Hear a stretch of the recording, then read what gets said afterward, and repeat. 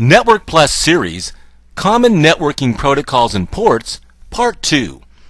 Well, let's go ahead and take up right where we left off in the previous nugget, and that was we had just talked about DHCP, and we're going to jump right in here and we're going to look at File Transfer Protocol and Trivial File Transfer Protocol. We have a lot to cover in this Part 2 of Common Networking Protocols and Ports, so let's go ahead and just dive right in looking at File Transfer Protocol. Okay, I'm in a utility called FileZilla, and this is an FTP client. And the File Transfer Protocol, its goal is to transfer text and binary files between systems. And this can include dissimilar platforms, like, for example, from Windows to Unix, and Unix to Linux, Macintosh to Linux, and so on. And if necessary, FTP is quite adept at performing format and type conversions on files. Now, I could run FTP interactively at the command prompt. So I could go into, let's say, I think I have one open down here.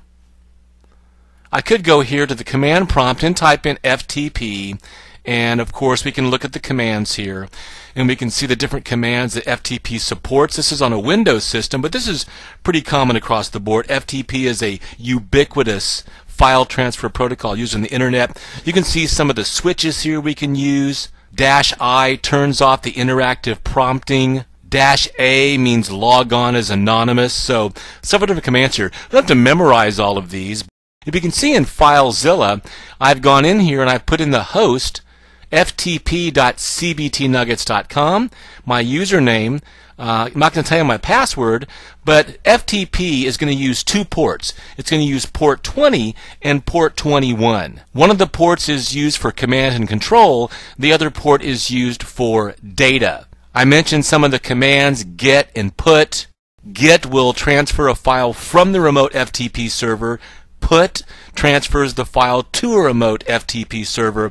You've got commands like ASCII that converts the file transfer type to ASCII, quit, or buy.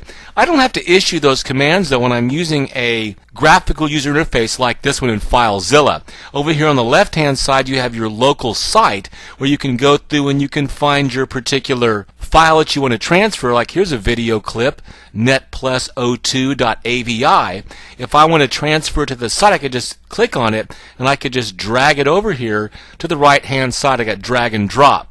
And of course it starts transferring, and down here at the bottom it's going to show me basically information like how much time has elapsed. I've got an hour and 55 seconds left. It shows me the percentage of the file transferred and the number of bytes. So it shows me the process as it goes. I can also see down here I've got one file in the queue.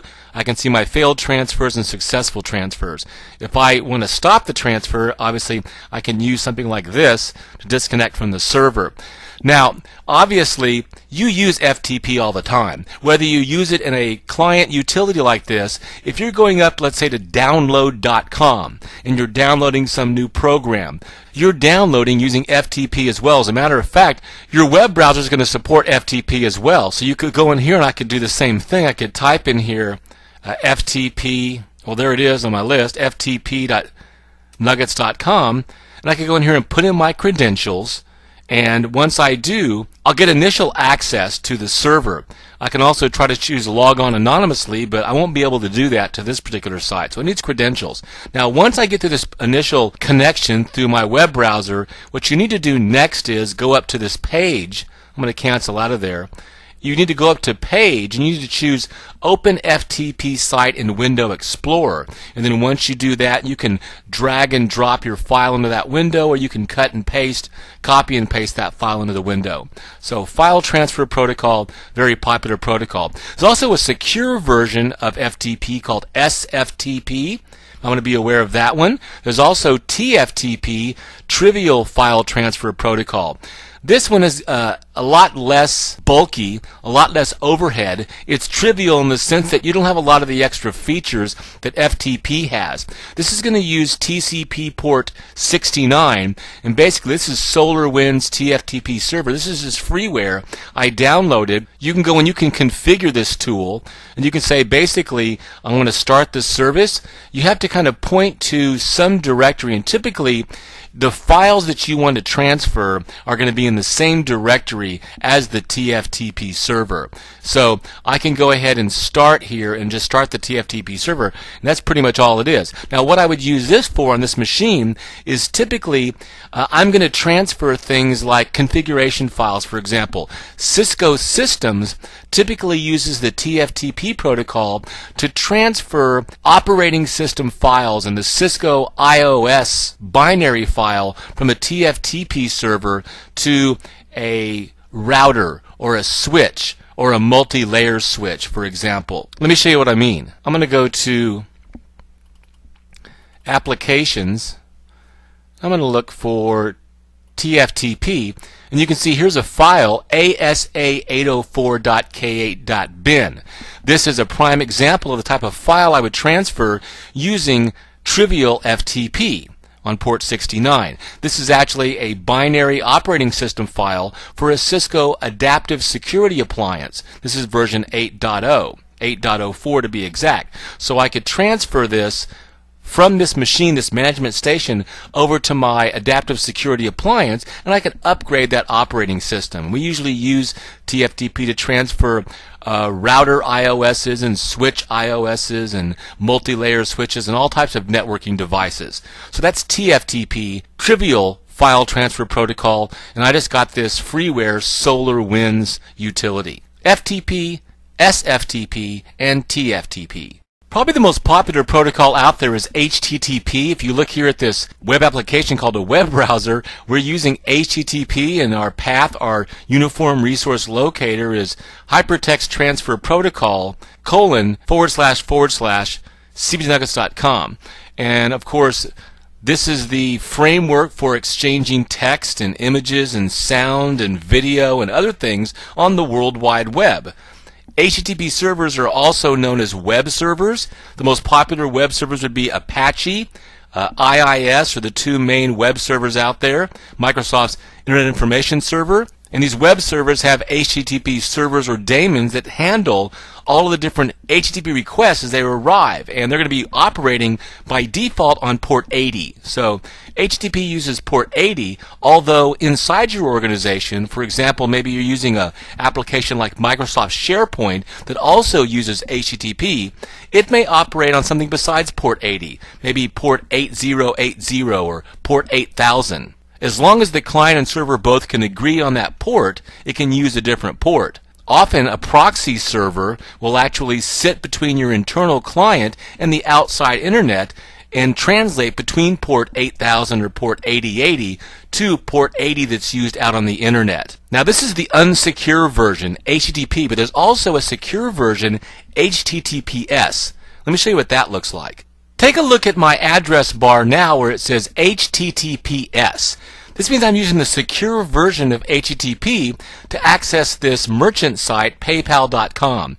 You'll use secure versions of HTTP to access things like banking sites, online brokerage, anything where you have to deal with transactions, for example, a secure site. Now what's being used here between my web browser and this server is SSL TLS, Secure Sockets Layering Transport Layer Security. So it's using a public key infrastructure and a certificate-based technology to authenticate these two endpoints to one another. Now I had to jump through a lot of security hoops to get to this particular site. I had to put in a username and a password. Then I also had to go through an extra step of using an additional security token where I push down a button and a 6-number figure comes up, and that 6-digit code, I have to input that 6-digit code. And every time I push the button I get a different code, but they're all mathematically related, typically based on large prime numbers. So I have to go through several mechanisms to get to this particular site. But once I get in there, I'm in a secure site. And you can see it says at the bottom down here, Internet Protected Mode On, and you can always tell by the HTTPS. Also up here, you can see the little lock, and it says PayPal Incorporated, and it says I'm identified, so we're using a certificate authority, VeriSign. That's the CA out there that's verifying this secure HTTP connection. Now by default, HTTPS or SSL TLS is going to use port 443. Okay, I'm in the Windows Mail program of Windows Vista. This is the built-in email client. And we're going to talk about three of the main email-related protocols. First of all, you've got SMTP. SMTP is Simple Mail Transfer Protocol, and it's a pretty simple internet standard for email or electronic mail on IP networks. Windows Mail here is an SMTP client. So it's going to initiate a TCP connection to the SMTP server port 25. So you want to keep that in mind. The default port is port 25 for SMTP. And this is a mechanism for exchanging mail information between all different types of systems. SMTP doesn't really care about the mail format, just the way in which it's transferred. And there's like a standard set of commands that you can use with SMTP. There's also extended command sets to provide more functionality. That's called eSMTP. SMTP is the most widely used service on the internet. Another component of the TCP/IP suite that allows you to receive and store email from your internet mail server is POP3, Post Office Protocol version 3, which deals simply with the receiving of email. Now, SMTP is responsible for transferring mail across the internet, but with POP3, we're just receiving mail. POP3 works over a TCP connection using TCP, and it uses port 110. And earlier I mentioned HTTPS and SSL/TLS. Well, email clients can also encrypt POP3 traffic using SSL/TLS if they want to. And the third protocol we want to know about email is IMAP4. It's one of the most prevalent Internet Standard protocols for retrieving email. It's actually becoming more popular than POP3. It provides more functionality and more features. It's used by Microsoft Outlook or Windows Mail. It's used by Apple Mail and Mozilla Thunderbird as well. IMAP4 has a lot of advantages over POP3. It has a connected and disconnected mode of operation. POP3 clients typically connect to the email server for a short period of time, just long enough to download new messages. But IMAP4 clients can stay connected as long as the interface is active. I can also have multiple clients connecting simultaneously to the same mailbox. IMAP4 also does server-side searching as well.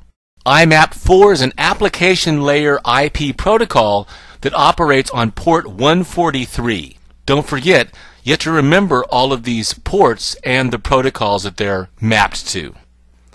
You know, now that I mentioned port numbers, let's go on a little web safari here. And by the way, I'll take you on several web safaris and give you lots of resources throughout this entire Network Plus series. As a matter of fact, I've already shown you a couple of freeware software programs you can get. FileZilla for FTP and SolarWinds TFTP. I'll show you a whole heck of a lot more. You're going to want to go ahead and add this right here to your favorites in your browser.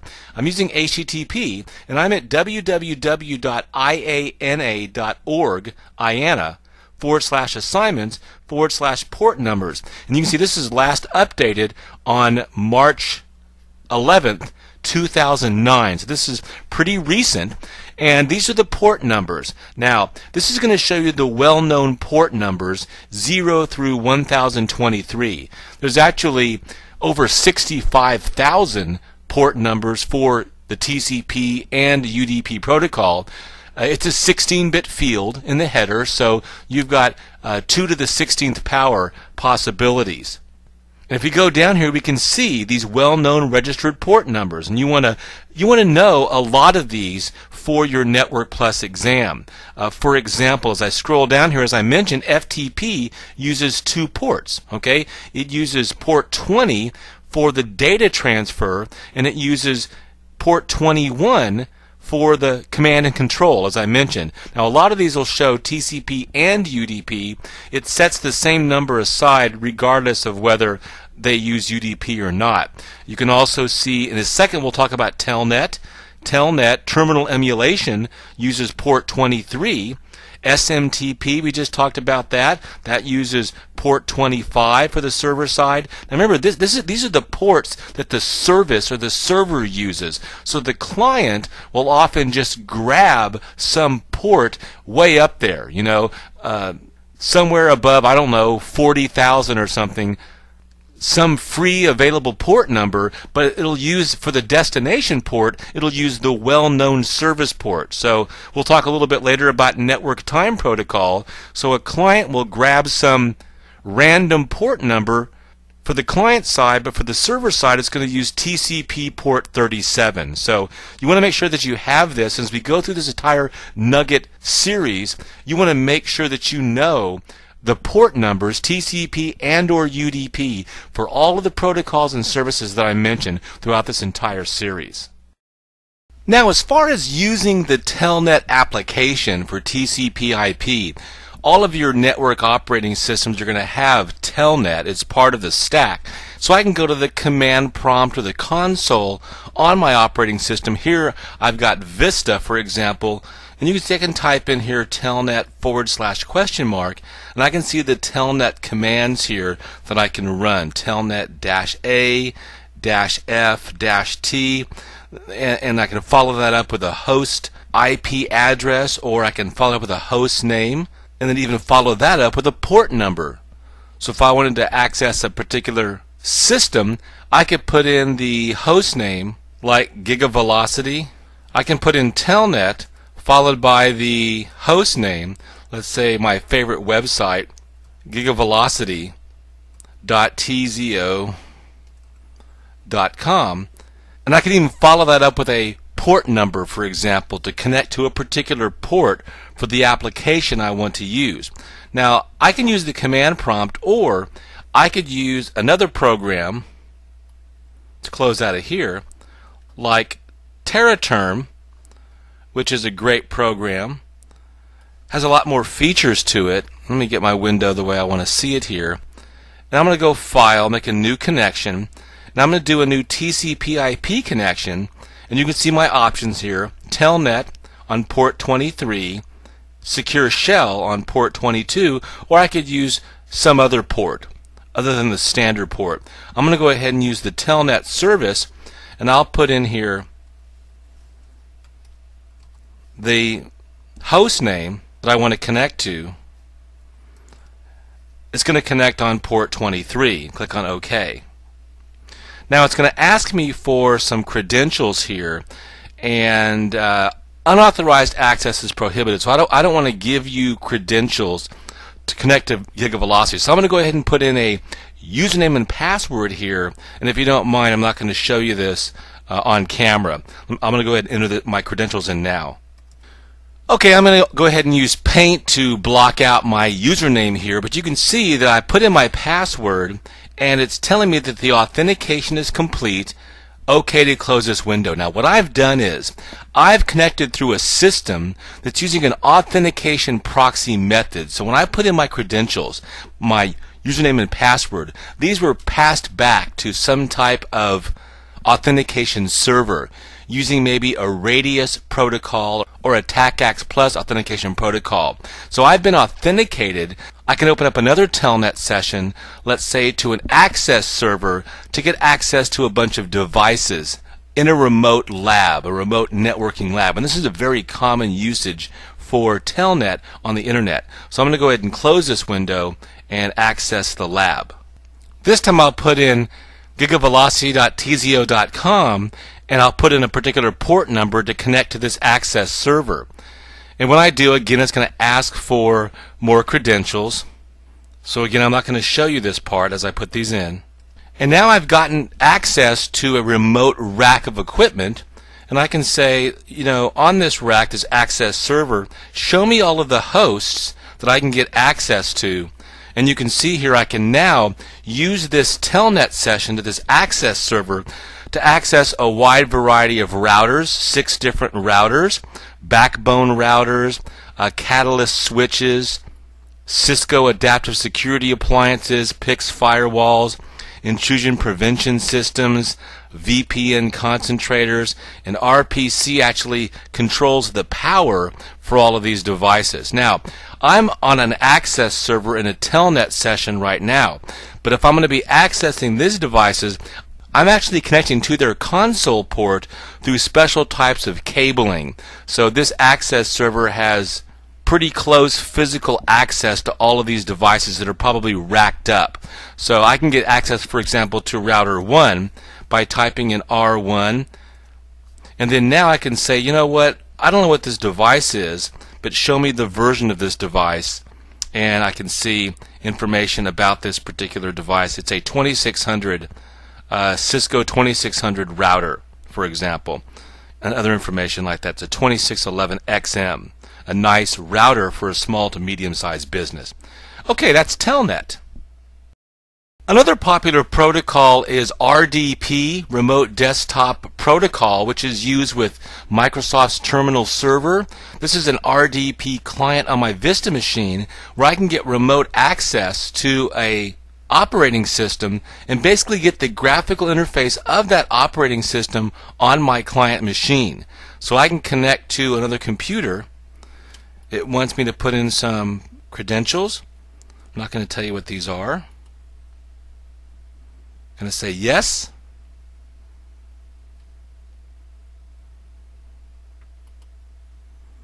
And I'm now connected to a server remotely, and what I'm seeing on my system here is this actual server.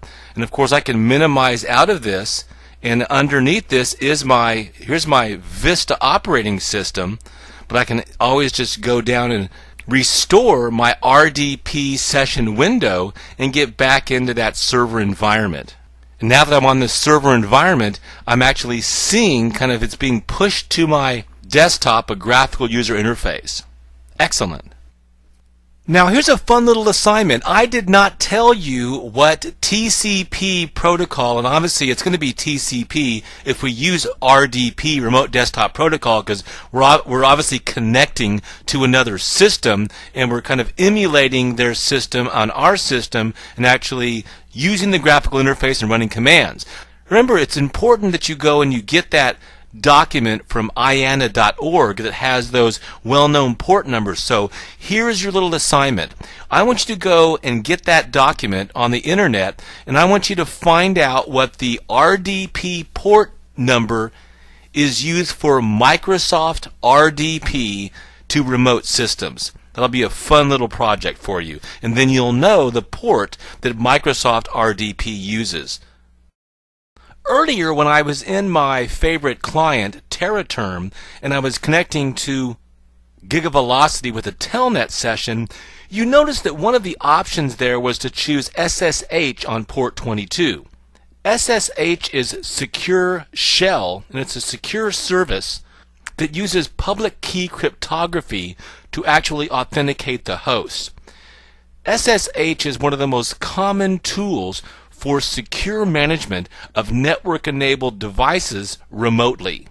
And it is the recommended replacement for tools like Telnet or other unsecure remote shells, typically some of the legacy Unix shells. And one of the problems with Telnet, for example, is that it's going to send the information in clear text. So it goes in the clear across the wire, across whatever backbone internetwork you're using. So if someone's using a tool like a packet sniffer, they can pull the information off the wire and they could actually get those credentials, those logon credentials that I didn't want you to see. They can get those right out of the packet. So using Secure Shell allows us to get confidentiality through encryption and integrity. In other words, somebody can't capture the information and modify it through other cryptographic means. Some of the most common clients out there for Secure Shell would be the one that I showed you, TerraTerm, very popular. Also on Windows platforms, you'll see PuTTY, P-U-T-T-Y, being used a lot. And OpenSSH is an open standard option as well. And there's several others. I mean, there's Dropbear, for example, LSH, which is the Linux new SSH client and server. So that's a very popular protocol. Want to know about that one. Okay, I'm over on a different machine right now. This is my network management station, and what I'm looking at is a Cisco application called Security Device Manager. Now, don't get overwhelmed by the graphical interface and all that stuff. The bottom line is this. I'm looking at a Cisco 2811 series router. And what I want to do is this. I want to make sure that all of my network devices, like my routers and my switches, and by the way, we're going to cover all of this stuff later on throughout this Network Plus Nugget series, but it makes sense that I want all of my network devices in my organization to have their clocks synchronized. Okay? I want to make sure that I've got some type of master clock or master server, maybe out on the internet, which has an atomic clock, or maybe something in my organization that's connected to an atomic clock on the internet. One reason why I want to make sure that all of my routers and switches and network devices are synchronized is because when I generate logs to troubleshoot and optimize performance and do security auditing, I want to make sure that the date and time stamps on those logs is accurate. So it improves troubleshooting, it improves optimization, it improves security auditing. Also, a while ago, I showed you Secure Shell, SSH, which uses public key cryptography, and it is certificate-based. And it just so happens that those certificates that are issued to those hosts in a secure shell environment are going to have some type of duration on them.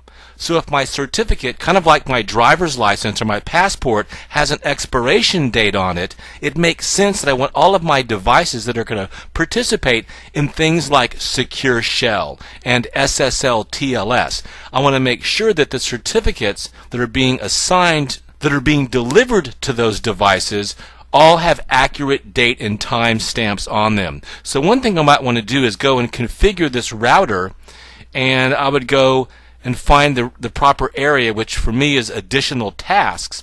And under router properties here, I could go and I could hard code the date and time on here. But what I'd rather do is use Network Time Protocol, or its secure cousin, Secure NTP, to synchronize my clocks. Now, NTP, you need to know this, is going to be using UDP on port 123. So again, we're going to add that to our kind of memory bank of memorizing the ports that protocols use. So NTP's UDP port 123. And you can see here what I would do is I would say I'm going to put in the IP address of my NTP server. So for example, I put in an IP address like 192.168.2.1. And again, that NTP server is running the NTP service, and there's plenty of freeware NTP programs out there. I could be using that NTP as my master server to get my time from, or again, that master server could be a down-level server to maybe something on the internet with an atomic clock. I can also put the source interface that I want to use on this particular router that I'm going to synchronize with that server. For example, fast Ethernet interface 00. I'm also going to want to use NTP version 3, which means I want to authenticate this router with the NTP server. So I put some type of key number in there and key value, which is just simply a password. This is a shared secret password between this 2800 series router and the NTP server.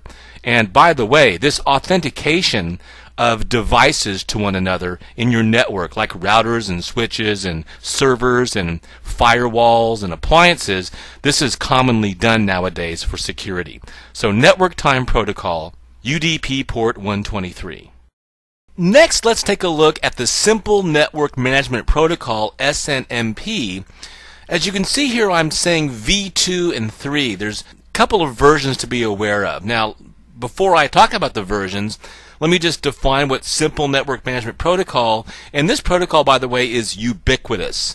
In other words, it is widely deployed throughout the industry to monitor and manage and query and generate reports on network infrastructure. The SNMP database is extensible, it's very customizable for a wide variety of different vendors' platforms, network operating systems, servers. It can be used by network management systems, or NMSs, to manage devices like routers, switches, bridges, wired and wireless hubs, wireless access points, access servers, IP telephones, laptops, workstations, departmental servers, and printers and plotters, basically anything connected to your network.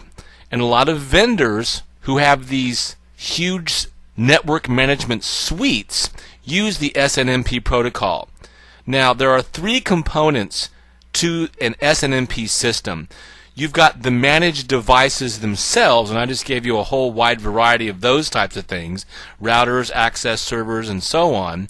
Then you've got the agent, and the agent is the software that is actually installed, the component, the module, the software module that's installed and resides on the managed device. The agent can be built into the operating system, or it can be added at a later time. This is the network management software. The agent kind of works like an octopus through the device to get local knowledge of the management information. It translates that information into the syntax that's understandable by SNMP, and it basically traps that information and then sends it along to the NMS. The NMS basically does the monitoring and control of the managed devices. And you can have a bunch of NMSs in any managed network. So those are the three main components. Now, SNMP operates, it's an application layer protocol. It uses UDP, so it's kind of a ping-pong type activity, basically query-based, operates on ports 161 and 162. It can also use other ports as well, but those are the primary ports that are used. Typically, port 161 is the destination port on the agent, and port 162 is typically what the NMS or the manager receives the traps on. So it's the agent that generates those traps, that chunk of information about the device. Version 2 is the most commonly deployed and used version out there, but this has been pretty much deprecated, and version 3 is the system that we're going to see being widely deployed from now on. SNMP version 3 is the version of choice, and it's defined in some documents on the internet, request for comment, so you can go up and use your favorite search engine and just type in RFC 3411, 3411, and 3411 through 3418 defines SNMP, and with that many RFCs, you can imagine this is a pretty deep and complex protocol. Even though it's called Simple Network Management Protocol, it's not that simple, okay? But SNMP version 3 is important because it's like NTP earlier. Remember when I took you in and showed you the network time protocol and how we could configure that, and I had the ability to set up an authentication key and a password and all that between the devices? The same thing here. SNMP version 3 provides security. And this addresses one of the major downfalls of previous versions of SNMP, SNMP version 1 and SNMP version 2. SNMP version 3 provides security in the form of message integrity, and that's making sure that the packets that are sent between the agent and the management system hasn't been modified or tampered with in transit. It also provides authentication, making sure that the message is from a valid source, a valid agent, a valid managed device, and a valid management station. Just like earlier with Network Time Protocol, we wanted to make sure that the router and the Network Time Protocol server were authenticated to one another. And then finally we can get encryption. And we can use a variety of encryption protocols like DES or triple DES or AES. We'll talk about these later. These protocols to actually apply cryptographic algorithms and mechanisms to the packets so that we convert them from clear text to ciphertext to prevent snooping by unauthorized users. SNMP version 3. I'm at my command prompt on my Vista machine to talk about the next protocol, ICMP. ICMP, I'll just type it in here, it's not really a command, it's just a protocol, but ICMP is Internet Control Message Protocol, and this is one of the main protocols of the TCP/IP protocol suite. It is used primarily by network operating systems like this one to send error messages and for troubleshooting.